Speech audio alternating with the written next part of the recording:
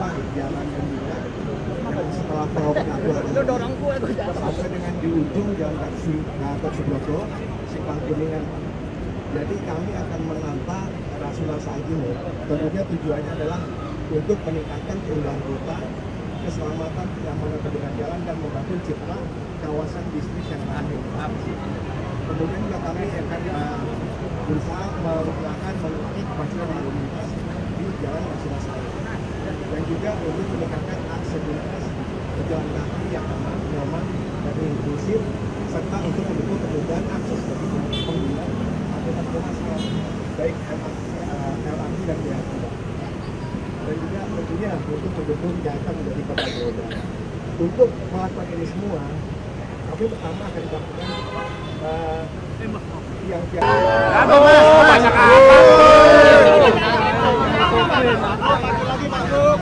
banyak amat. Woi, jangan maju, jangan dorong-dorong. Jangan dorong-dorong, woi. Kitanya yang udah ngalah.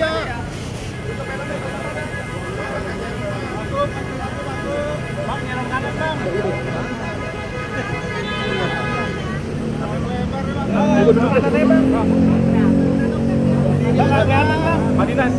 Madinas lagi. Pak, kamera dulu dikit, Bang.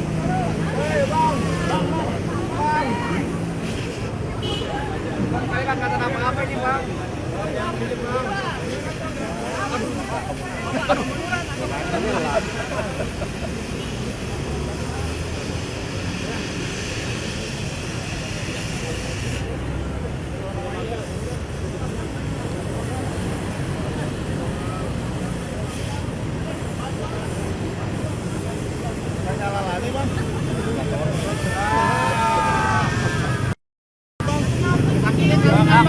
Kakinya, Bang. Ada lagi.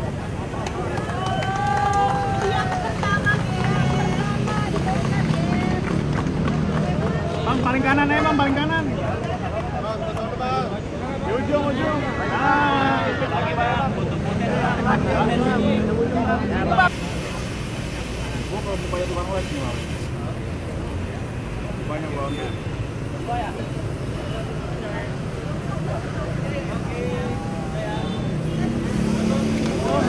Ya cukup yuk.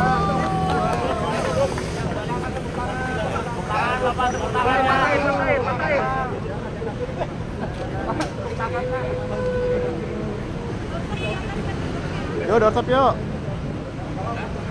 Dorsap yuk. Bang, masuk sini, Bang. Bang, masuk sini. Pegang besinya, Bang. Bang, masuk sini, Bang.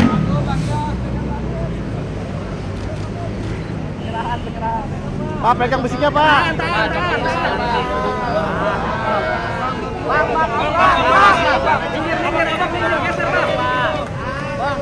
Bang, yang di depan, Bang. Bang, yang kuning, Bang, geser, Bang. Yang kuning, Bang. Geser, Bang. Ah, ya. Ya, hari ini bersama dengan Bang Yos, Bapak Sutioso, dengan Kajati, Bapak Wagub, dan juga dari KPK, Pak Baktiar, melakukan penataan Jalan Rasuna Said yang dimulai dengan memotong tiang monorail yang sudah 21 menginjak 22 tahun.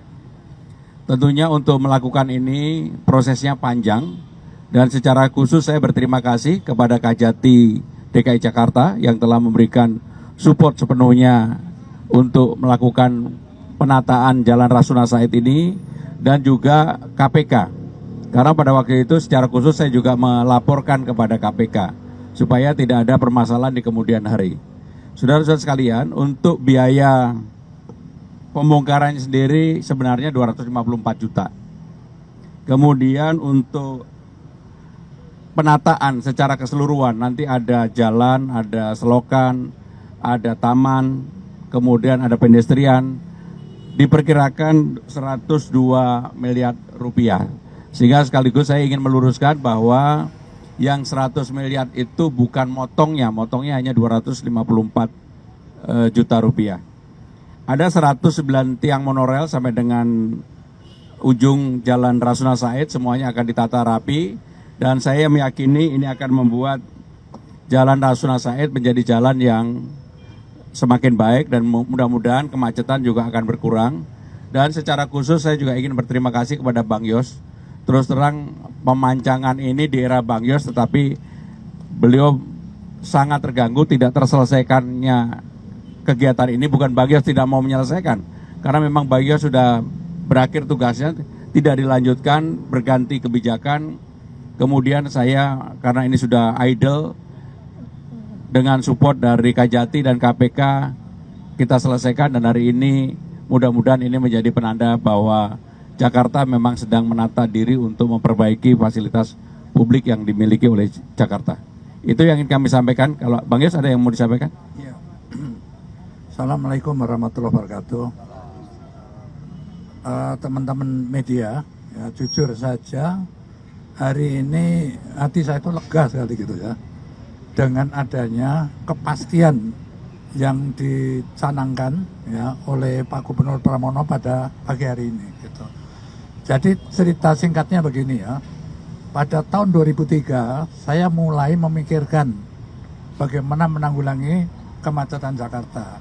Ya, dan saya kumpulkan semua pakar-pakar transportasi bagi beberapa universitas ya untuk merancang jaringan transportasi makro ibu kota ya.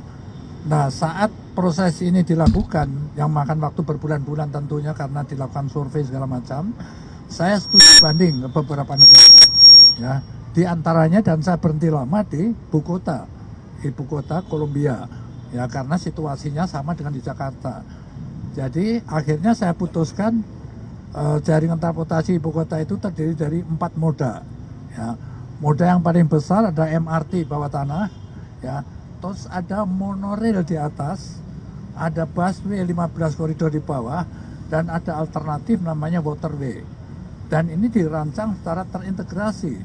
Jalurnya ada masing-masing terintegrasi, sehingga rakyat Jakarta dan sekitarnya dari titik mana mau kemana pasti dapat transportasi makro tadi ya gitu kan. Nah, saya mulai yang tidak perlu investor ya, karena saat itu kondisi sosial ekonomi kita belum mapan akibat kerusuhan Mei tahun 98. Itu akibatnya amat panjang. Terutama kepercayaan investor terhadap Indonesia, lebih khusus lagi Jakarta. Tetapi rencana yang dibuat oleh pakar transportasi tadi yang saya yakini menyelesaikan masalah untuk jangka panjang, kalau tidak pernah saya mulai, sampai hari raya kuda juga nggak jadi-jadi gitu. Jadi saya tanya kepada tim itu, ini moda apa yang nggak perlu investor? Dijawab jelas busway Pak gitu. Oleh karena itu saya mulai dengan busway. Nah, untuk mengejar kecepatan menanggulangi kemacetan ini, secara paralel kita bangun juga monorail gitu kan. Itu juga yang dibangun di mana itu tadi? Di ibu kota, juga di Manila, yang saya lihat juga di Bangkok gitu kan. Nah, oleh karena itu 2004 supaya cepat bisa kita selesaikan dicanangkan oleh Presiden Megawati. Artinya saat dicanangkan Presiden itu berarti segala sesuatunya itu sudah ada gitu. Rencananya jelas, investornya juga ada dari Cina gitu. Tapi saya harus berhenti tahun 2007 kan. Nah, terus akibatnya saya tidak tahu, terus mangkrak jadi peristiwa seperti ini, dan tahun 2014 monorail ini diganti dengan LRT yang tidak ada rencana sebelumnya. Tentu gubernur waktu itu punya alasan yang saya tidak tahu ya. Nah, sejak itulah mangkrak total ini, dari besi tua jadi apa namanya barang seperti ini yang merusak estetika kota gitu. Nah, dalam kondisi seperti itu yang dikatakan udah puluhan tahun mangkrak dan jadi besi tua itu, harus ada satu keputusan yang jelas gitu, kepastian. Hanya ada 2 pilihan, lanjutkan atau bongkar. Nah, itu saya kira sudah ditawarkan oleh Gubernur Pramono, tidak bisa melanjutkan atau dibongkar. Itu pilihan yang paling buruk, tetapi harus kita lakukan itu ya. Dan saya sekali lagi secara pribadi saya terima kasih. Mudah-mudahan kalau saya lewat ini nggak sakit mata lagi saya satu saat. Yang selama terus terpikir gini, aduh ya sedih aja ya gitu kan, aku mulai itu jadinya kayak begini ya. Kepastian itulah yang diberikan oleh Gubernur Pramono, dan itu adalah keputusan yang paling tepat. Seenak apapun mengeluarkan biaya harus kita lakukan. Dan saya terima kasih juga pada pendamping-pendamping gubernur ya, Pak Wagub, Pak Kajati juga KPK yang sudah, ini berarti tidak ada masalah lagi ya. Saya minta media dan masyarakat mendukung kelanjutan daripada penataan Rasuna Said ini, dan saya berharap juga sampai di Senayan nanti juga ditertibkan gitu. Supaya Anda tahu kenapa aku minta rute Senayan, supaya nanti kalau Babotoh dari Bandung datang, bonek dari Surabaya datang, dari stasiun tidak darat, dia langsung monorail ke sana gitu. Nanti pulangnya begitu lagi sehingga kita aman di bawah di jalan-jalan. Itu maksudnya ya. Jadi sekali lagi secara pribadi terima kasih Pak Gubernur Pramono, Pak Wagub dan Pak Kajati, Pak KPK juga yang ikut mendukung penertiban ini. Semoga nanti bisa dilihat, dinikmati seperti yang Amin. sudah dijelaskan tadi. Terima kasih. Assalamualaikum warahmatullahi wabarakatuh. Waalaikumsalam.